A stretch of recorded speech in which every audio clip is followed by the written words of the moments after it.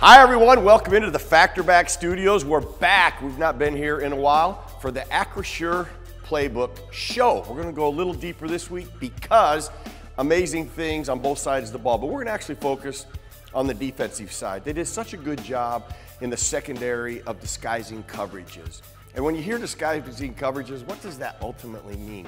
Well, they give you something, they give you a look initially, and then when they snap the ball, they change it. The best way to show it is show you the tape. So let me show you a couple of plays and what I mean by how they disguise things, gave Tom Brady a certain look. As soon as they snap the ball, they change it.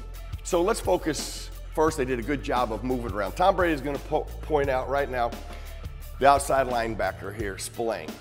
Now, that's just telling these offensive linemen, you're blocking these five guys. Okay, they got that established.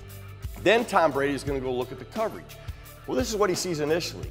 It looks like a cover two look. There's two deep safeties. Based on this alignment, it could be two zone or it could be a two man. This is where they got really creative. At the snap of the ball, I want to show you what happens. At the snap of the ball, both safeties come up. Not just one of them, both of them. This defender goes to the middle. This corner works wide. Now it's a cover three look, and these linebackers work to the flat. Well, what this does is it creates hesitation here by your quarterback and here by your wide receiver because they're uncertain what coverage it is that they were looking at. Well, the wide receiver's short, Tom Brady makes a bad throw. Now instead of going forward first and goal at the 10, you now force a field goal. Well, this is also something later in the game. This is 3rd and long. I think it's 3rd and 7 right here. This is the first thing that Tom Brady sees. This looks like man coverage. Everybody is locked on to somebody. So how can you identify if this is man coverage? This is what a lot of offenses will do. They'll put somebody in motion. So that's what eventually Tom Brady does. He asks for his wide receiver to come in motion. Now as his wide receiver comes in motion, one of the best indicators that this is man is a defender follows him. Well, there goes Millette, he's following him. Wide receiver is going in motion. Everybody else appears to be locked down. But I want you to watch what happens when they snap the ball. As they snap the ball, look at this. He's looking inside at the wide receiver who is screaming down middle of the field. That looks like man. In fact, that is man. But this is the only guy who's playing man. Look what everybody else is doing. They're looking back at the quarterback.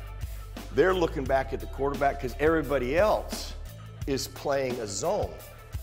So they changed their coverage. They made it look like everybody was going to play man, but they don't. So Tom Brady thinks, well, you know what?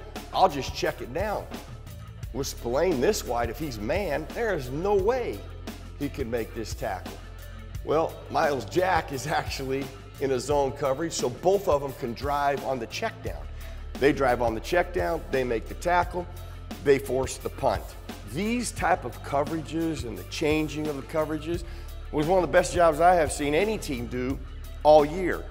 Can they do that against the Miami Dolphins? Without a question, they can. In fact, Cincinnati did it to the Miami Dolphins in a coverage a lot of people actually use week in and week out that I want to show you. It's called a robber coverage.